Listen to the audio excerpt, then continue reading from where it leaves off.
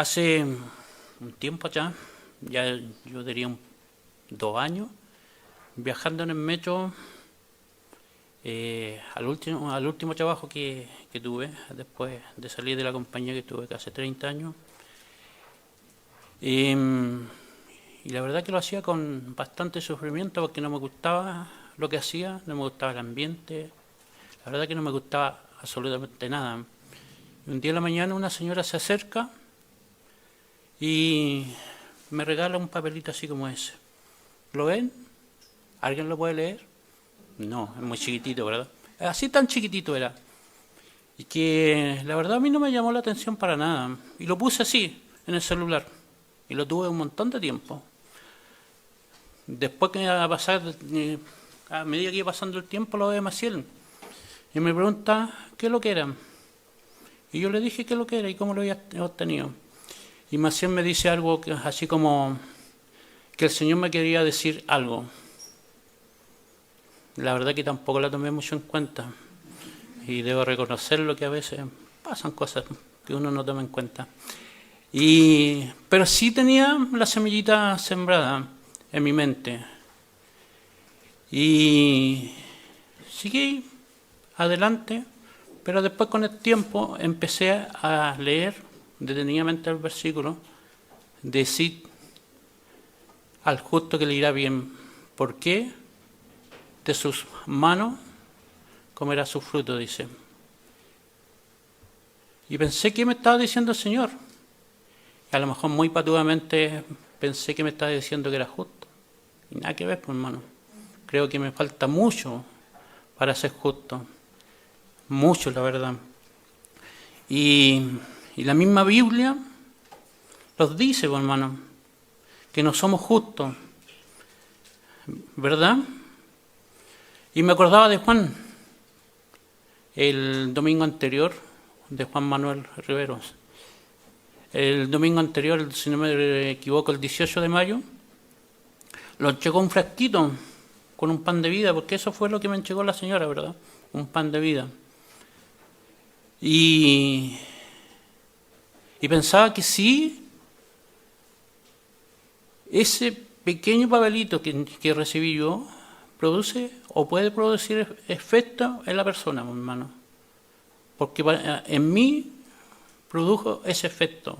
Dejó esa semillita sembrada y esa duda que el Señor quería que estudiara ese pasaje y ver lo que me quería decir.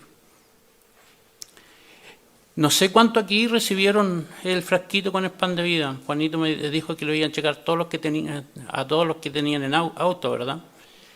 No sé cuánto hemos repartido un pancito de vida en la calle. Pero si no lo hemos hecho, hermano, yo lo animo a que lo hagamos, a que entreguemos ese pancito de vida. Porque podemos sembrar una gotita de esperanza en las personas. Como decía, yo pensaba que el Señor me estaba diciendo que era justo, pero la verdad que no. La misma Biblia dice que no hay justo. En Romanos 3, versículos 10 al 12 dice: no hay justo ni aún uno, no hay quien entienda, no hay quien busque a Dios. Todos se desviaron, a una se hicieron inútiles. No hay quien haga lo bueno. No hay ni siquiera uno. La verdad que cuando leo este pasaje encuentro que una fuerte declaración de nuestro Señor que diga que no hay ningún justo, que por lo menos da para pensar, para reflexionar en ella, ¿verdad? Pero volviendo al versículo que esta señora me regaló: decid al justo que le irá bien, porque comerá de los frutos de sus manos. Si nosotros vemos el contexto completo de este pasaje o de este versículo, de esta promesa para los justos de parte de nuestro Señor,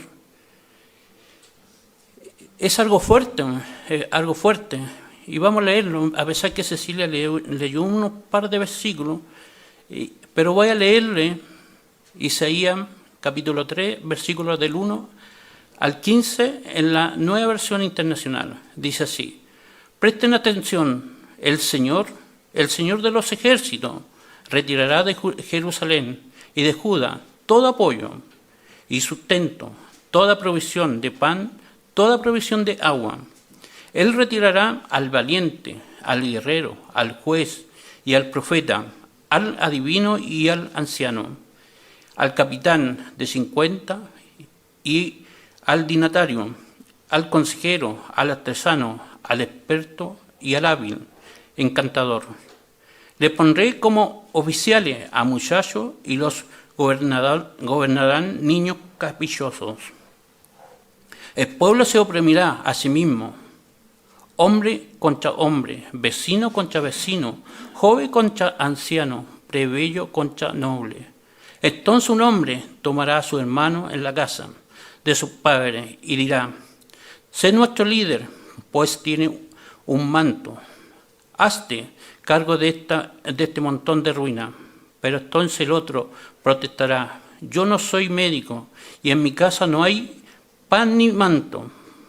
No me hagas líder del pueblo. Jerusalén se tambalea, Judá se derrumba, porque su hablar y su actuar son contrarios al Señor, desafían su gloriosa presencia. Su propio descaro los acusa, y como Sodoma se jactan de su pecado, ni siquiera lo disimulan. Ay de ellos, porque causan su propia desgracia. Dígale al justo que le irá bien, pues gozará del fruto de sus acciones. Ay del malvado, pues le irá mal, según la obra de sus manos se le pagará. Porque pueblo mío, pobre pueblo mío, oprimido por niños y gobernado por mujeres. Pobre pueblo mío, extraviado por tus guías, que tuercen el curso de tu senda. El Señor toma su lugar. En la corte se levanta para enjuiciar al pueblo. El Señor entra en juicio contra los jefes y líderes de su pueblo. Ustedes han arruinado la viña y el despojo del pobre están en su casa. ¿Con qué derecho aplastan a mi pueblo y trituran el rostro de los pobres? Afirma el Señor de los ejércitos. Este es el contexto del versículo 10, ¿verdad? Un pueblo, hermano, que lo estaba pasando mal. Un pueblo que estaba siendo oprimido por los gobernadores. Y pensaba, ¿cuánta semejanza tiene este pasaje con lo que ha vivido Chile en los últimos años, verdad? El 2019 partió todo este desastre que estamos viviendo hoy día. Cuánto abuso, cuánta corrupción tenemos. Cada día se ven cosas más terribles. ¿Cuánta gente del pueblo está oprimida por las cosas malas que hacen? Esta gente que a lo mejor por capricho, por orgullo, están hoy día gobernando nuestro país. Y como dice el pasaje, niños aún, niños adultos, pero niños en cuanto a la política, ¿verdad? No tenían conocimiento, pero ellos se creían el cuento y pensaban hacerlo bien. Pero también este pasaje, hermano, se enfoca en la inversión de roles, donde los ineptos y los jóvenes príncipes gobernaran y la desobediencia de la nación sería castigada, dice el pasaje. Pero también lo podemos ver, hermano, como una reflexión sobre la responsabilidad del liderazgo y la necesidad de la justicia social, destacando, por supuesto, la justicia divina como una respuesta a la injusticia y a la corrupción. Eso es lo que esperamos de nuestro Señor, ¿verdad? Que venga la justicia divina a nuestro país, que venga la justicia divina a cada uno de nosotros. Y sin embargo, hermanos, dentro del dolor, de la injusticia que estaba viviendo este pueblo, Jerusalén, Israel, encontramos esta promesa, esta linda promesa de parte de nuestro Señor: decid al justo que le irá bien, porque comerá los frutos de sus manos. Una promesa de esperanza, hermanos míos, una promesa de confianza y de fe para aquellos que se esfuerzan por vivir de acuerdo a los principios de Dios. Para aquellos, hermanos míos, que hacemos de Dios nuestro diario vivir. Al justo le irá bien es una promesa, como digo, para los justos, para nosotros los creyentes, para aquellos que vivimos con integridad y no nos apegamos a la justicia, o mejor dicho, nos apegamos a la justicia, pero no a la justicia de este mundo, hermanos míos, sino que a la justicia de Dios. Yo sé que cuesta, porque el mundo cada día nos ofrece distintas cosas, y en cualquier minuto nosotros podemos caer, porque estamos aceptando cosas de este mundo, ¿no?, que son reñidas a la justicia de nuestro Señor. Y ahí estamos pecando, hermano, cuando nosotros aceptamos todo lo que le impone este mundo. Estamos aceptando la justicia terrenal, pero lo estamos olvidando de la justicia de nuestro Señor. Entonces la pregunta para esta mañana, hermanos míos, es: ¿quién es justo? Si la misma Biblia dice que no hay ni un solo justo, pero también dice que, o declara, que al justo le irá bien. Suena como un error, ¿verdad? Como una contradicción. ¿Por qué? Porque está diciendo al justo le irá bien, pero también nos dice que no hay ni un solo justo. Pero yo entiendo, hermano, que nuestro Señor, dentro de su sabiduría, habla a sus hijos de esta forma. ¿Para qué?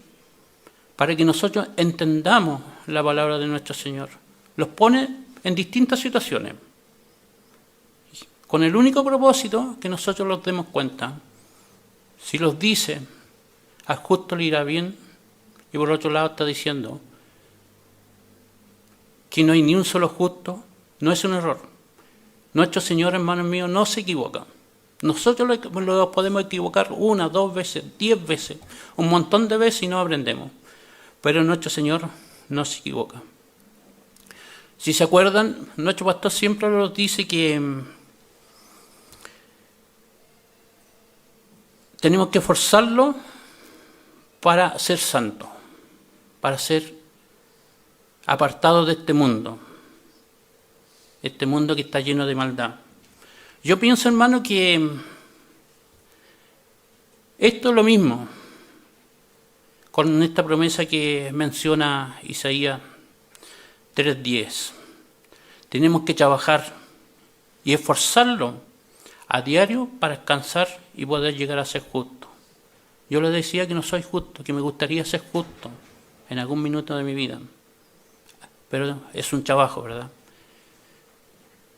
Y esto lo logramos a través de la justificación, la que se define como el acto por el cual Dios, por su gracia, declara a un pecador como justo, a través de la fe en Jesucristo, marcando el comienzo de una nueva relación con Él.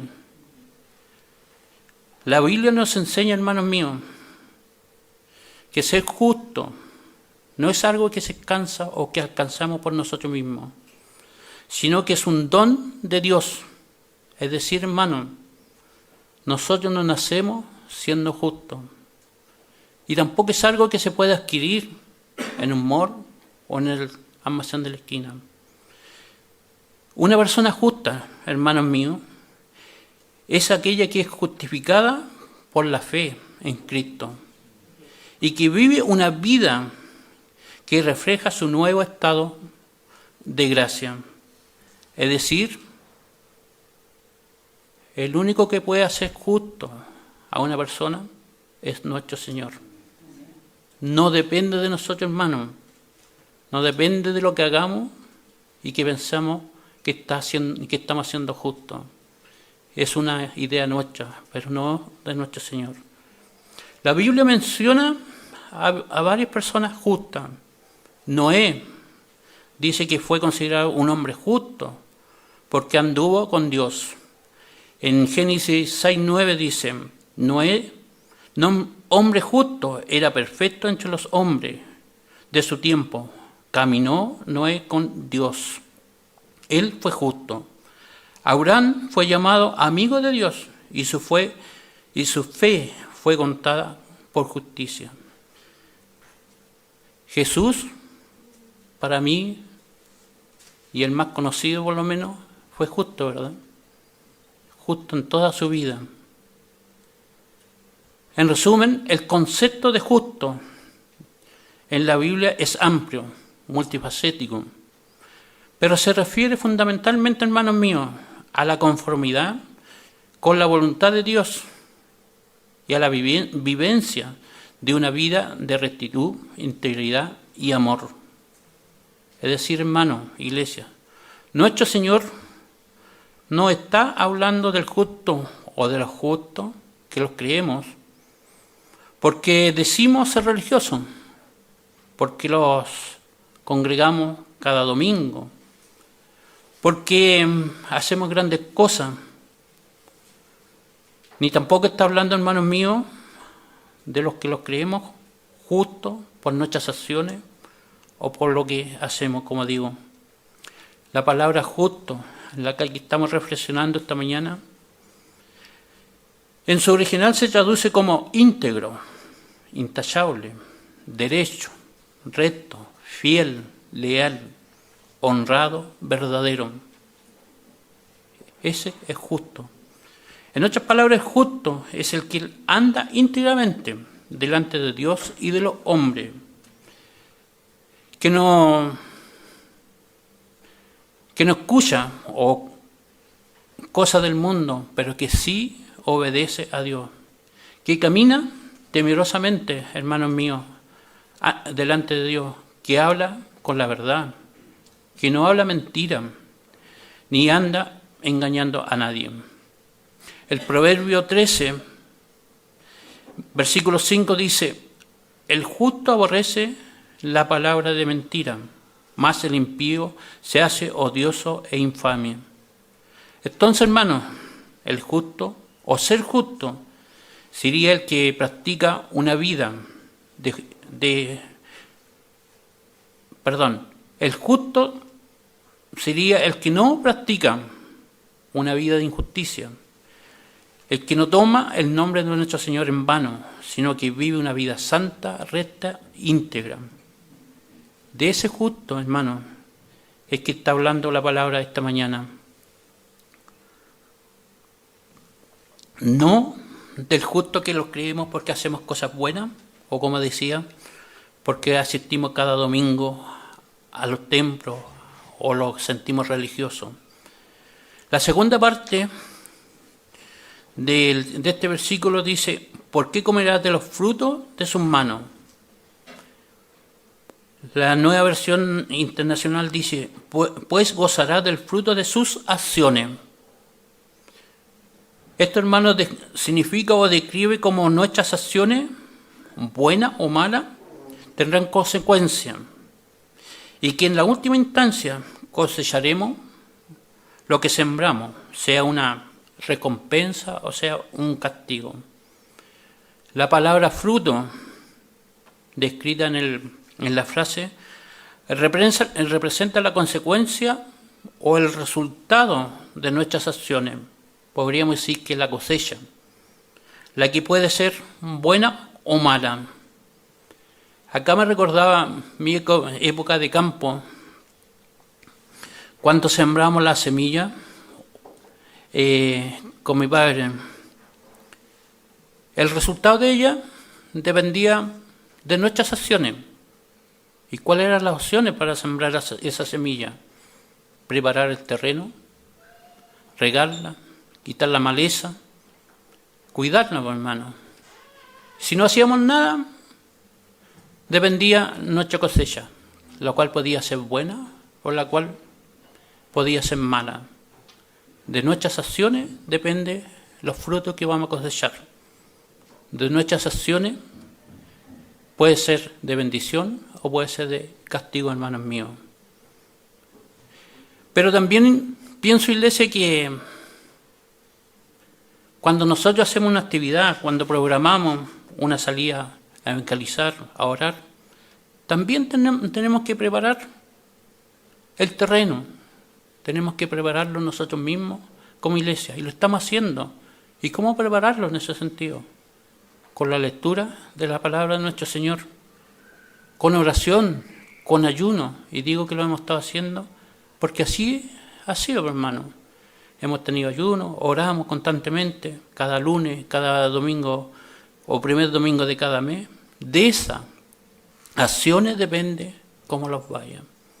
Siento que cuando uno siembra y no prepara el terreno, la cosecha va a ser mala. La cosecha de fruto que dice acá la palabra, o con la cosecha de ese fruto, hermano, ocurre lo mismo. Si nuestras acciones no son buenas, si no los preparamos, esa cosecha va a ser mala. ¿Y cómo prepararlo? ¿Cómo alimentarlo para que la cosecha del fruto sea buena?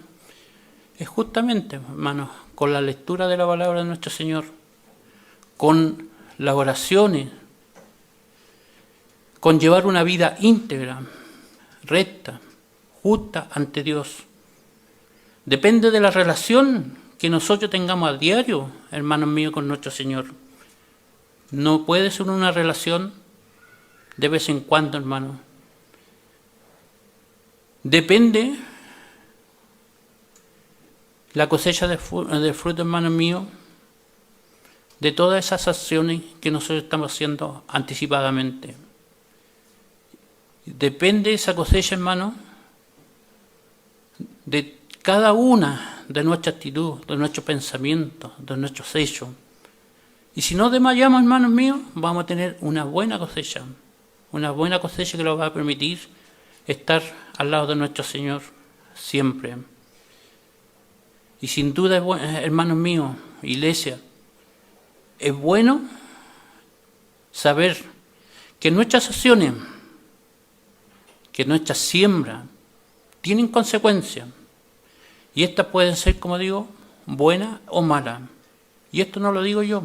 A lo largo de la Biblia, hermano, se establece el principio de cada acción tiene una consecuencia. Vemos en Génesis, los versículos, capítulo 3, versículos 17 al 19, que la maldad de Adán y Eva, al desobedecer a Dios, tuvo consecuencias. La maldición de la tierra, el trabajo duro y la muerte. Versículo 17 dice: por cuanto obedeciste a la voz de tu mujer y comiste del árbol de que te mandé, diciendo, no comerás de él, maldita será la tierra por tu causa, con dolor comerás de ella todos los días de tu vida. Una acción simple, hermano, de escuchar a la mujer tuvo grandes consecuencias. En 1 Corintios 3:13 vemos que las obras de cada persona serán juzgadas por Dios. Y las buenas obras, las que son de acuerdo con la fe, serán reconocidas y recompensadas. Las malas, nuestro Señor ni siquiera las va a mirar. En Gálatas capítulo 6, versículo 7 dice que no nos hagamos ilusiones, porque Dios no puede ser engañado o no puede ser burlado. Todo lo que el hombre siembre, esto también cosechará. Entonces, hermano, iglesia, insisto, nuestro fruto, nuestra cosecha va a depender siempre de nuestras acciones. Si estas son malas, vamos a tener castigo. Si son buenas, vamos a ser bendecidos. También dice que esta frase, comerá de los frutos de sus manos, establece una clara conexión entre las obras y los resultados. Aquellos que eligen vivir de acuerdo con la justicia de Dios disfrutarán de un fruto positivo, de una recompensa, mientras que los que se apartan de Dios cosecharán frutos negativos, castigo, ¿verdad? Entonces nosotros como creyentes, como hijos de nuestro Señor, tenemos que seguir siempre a su lado, no apartarlos de Él. Nuestras acciones los van a llevar a buenas recompensas, a buenos frutos. Nuestras acciones malas los castigará nuestro Señor. Pero también este pasaje, podríamos decir que enfatiza que la prosperidad y las bendiciones no son fortuitas, hermanos míos, sino el resultado de las acciones y de los esfuerzos del justo. Entonces, sin duda, Iglesia, puedo decir que a medida que nos esforcemos a ser justos, por hacer cosas buenas, acciones buenas, Dios nos bendecirá. Y estas bendiciones cada día van a ser más abundantes. A medida que vamos teniendo una relación más grande con Él, seremos más bendecidos, hermanos. La promesa de Isaías 3:10 también la podemos ver como un llamado de esperanza para aquellos que seguimos el camino recto, el camino fiel a Dios. Pues Dios siempre cuida y recompensa a los justos, incluso, hermanos míos, en los tiempos difíciles. Y me preguntaba, ¿cómo, hermanos, podemos fusionar estas dos frases y ponerlas en práctica en nuestras vidas, verdad? Porque eso es lo importante, de poner en práctica la Biblia en nuestra vida diaria. Y veo que este versículo, hermanos míos, nos anima a vivir una vida justa, una vida íntegra, una vida recta, una vida conforme con la voluntad de nuestro Señor. También nos anima a confiar en que Dios recompensará nuestros esfuerzos. También nos invita a cultivar la justicia, pues, hermanos míos. Y esto debe ser a diario. Debemos esforzarnos por ser justos en nuestras relaciones con los demás, en nuestras palabras, en nuestros pensamientos y en nuestras acciones. Sobre todo, hermanos míos, en la relación que tenemos con nuestro Señor. Tenemos que ser justos, tenemos que esforzarlo en la justicia, pero no de este mundo, sino que en la justicia divina. Porque si aplicamos la justicia de este mundo, yo creo que vamos a estar perdidos en muy poco tiempo con respecto a nuestro Señor. Y por supuesto, hermanos, debemos buscar la voluntad de Dios en todas y cada una de nuestras decisiones, en todas y en cada una de nuestras acciones, hermanos míos.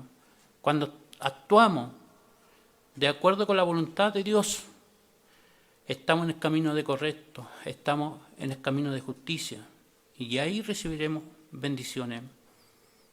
Debemos también acostumbrarlo a agradecer a Dios, y no solamente por las bendiciones, hermanos, sino que también seamos agradecidos por la justicia de nuestro Señor, porque Él nos permite disfrutar de la vida que tenemos como hijos suyos.